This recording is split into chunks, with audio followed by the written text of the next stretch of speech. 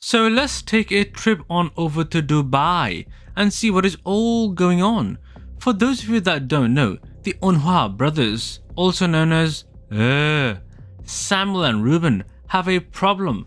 They got arrested in Dubai in early March 2025 for some heavy stuff, drug-related charges to be exact.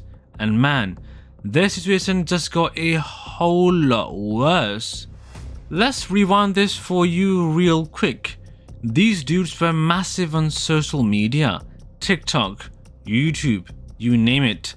They were flexing hard with that flashy lifestyle, luxury cars, designer watches, private jets, and a $50 million mansion in Palm Jumeirah, Dubai. They were out here acting like they invented the name hustle, telling everyone they were self-made millionaires.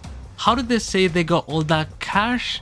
Through their fashion brand, Icon Amsterdam, and by selling people courses on how to get rich with drop shipping.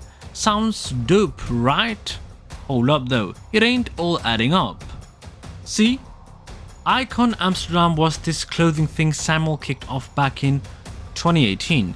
They were pushing muscle fit trousers for the gym bros, claiming they sold hundreds of thousands of pairs and stacked 30 million euros. But if you peek at their financials from 2022, it's like, yo, where's the money at? The numbers ain't matching their big talk. It's looking like they were selling more hype than pants. Then you got their drop shipping courses. They were all over your feed, promising you could be a millionaire just like them if you drop some cash on their masterclass. They would flex these crazy earnings, bragging about making millions a week. But real talk, dropshipping ain't no golden ticket. It's grind city, and most folks don't see the kind of dough they were flashing. So were they just hustling hopefuls out of their savings? Yeah, it's smelling like that. Now, here is where it gets real wild. Early March 2025, boom, cops raid Samuel's mansion in Dubai. What did they find? 250 kilograms of cocaine.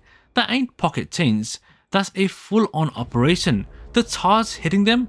Drug smuggling or trafficking. And in the UAE, they don't play with that. If they are found guilty, they are looking up to 25 years locked up in prison.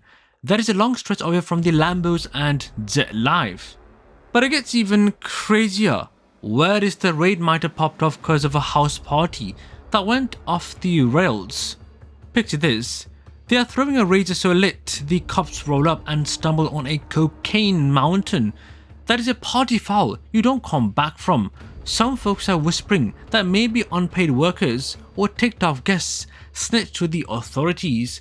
Either way, the VIP nights are donizo. Let's talk about these scam vibes real quick. People are saying the Orr Brths were straight up con artists. Those pricey courses they sold, all promises, no payoff. It's like they were feasting on folks dreaming of breaking free from the 9 to 5. Their whole brand was built on this "we made it, you can too" flex. But if their stacks were really from shady deals like drug trafficking, then it's all a big fat lie. Social media is blowing up over this. Some are like, "Told you so." One dude on Twitter was like, "I think he was a fraud from the jump. Ain't no way they made that money legit or from dropshipping." Another called them snake oil salesmen who finally got nabbed. But then you got others who ain't buying it fully, thinking there is more to the tale. One YouTuber was like, "They are too sharp to mess with drugs." Sharp or not, that cocaine hole ain't looking good for them. So what's the truth here? Were the brothers real deal entrepreneurs or just scammers riding dirty money? From where I'm sitting, it's leaning hard towards the scam side. Their business stories are shaky as hell, and now with these drug charges, it's like the mask is off. They were living in some fantasy land and reality just kicked the door down. This whole mess is a straight up warning. It's mad easy to get sucked into the shine of these social media stars, especially when they're dangling riches in your face. But you gotta keep your eyes open. All that glitters ain't gold. Sometimes it's just a polished hustle. The Orr Brths crash shows you that even the slickest fronts can hide some grimy secrets. Where they're at now, they're stuck waiting for trial in Dubai, and with that kind of evidence, it's not looking pretty. Their fans are sitting there wondering if any of it was real or not, and the whole influencer game's taking a hit cause trust is out the window. It is an absolute disaster, and it's only getting real uglier. Here is where things start to get real wicked. Wicked part being how it all unraveled. You need to listen close cause I could drop a million stories about their flashy moves, but they all boil down to two things. One, the shock of how they played it, living like kings with no rules, and two, the shock of what they were really up to behind the scenes. Like, take their Manson life for example, posting videos of pool parties and jet skis, acting like it is all good, then BAM! Cops roll in, and it's not just a busted party, it is a drug bust that could lock him up for decades. Imagine you're one of their followers who bought a course. You're sitting there thinking, you're learning from legit bosses, and now you're seeing headlines about cocaine and jail time. That is a gut punch. Or picture the folks who worked for him. Maybe they didn't get paid, got real mad, and dropped a dime to the cops. Point is, the higher they climb with that fake it all till you make it vibe, the harder they're falling now. And it ain't just them feeling the heat. The whole influencer hustle's getting side-eyed.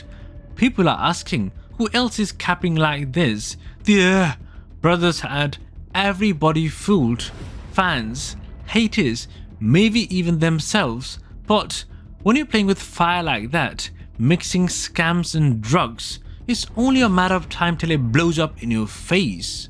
Their legal game's a mess too. They are facing UAE laws, which are brutal on drug stuff. Ain't no smooth talking their way out of this one. That 250 kilos of coke, that's not something you explain away like, oh, my bad, wrong delivery. Nah, that is evidence that could bury him. And with Dubai being strict as it is, they might not see the outside for a quarter century if it sticks. Backtracking to their rise, it is wild how they built this empire on quicksand. Samuel starts Icon Amsterdam, Ruben's hyping it up. They're both pushing these courses like they're the next big thing. They had the look, tanned, jacked, living real lavish, but behind it all, sketchy numbers and shady moves. It's like they thought if they yelled millionaires loud enough, no one would check the receipts. The scam part's what stinks most for folks. Those courses weren't cheap. Hundreds, maybe thousands of bucks. People shelled out, hoping to flip their lives, and got nothing but smoke and mirrors. That is cold, man. Preying on dreamers while you're secretly bankrolling it with something as dark as drug trafficking? That is a whole other level of grime. Social media's lit with takes. One commentator was like, they were living a movie till the credits rolled. Another's wondering if they'll snitch to cut a deal.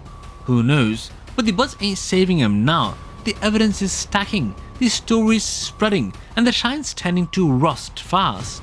In the end, the Brths situation screaming one thing: truth don't stay buried. Whether it's cops crashing your spot or your own lies tripping you up, it catches you. Samuel and Ruben, their clocks run out. From TikTok kings to jail cells, that is a fall nobody saw coming, except maybe the ones they crushed. And for real, it don't get much worse than this. Peace out.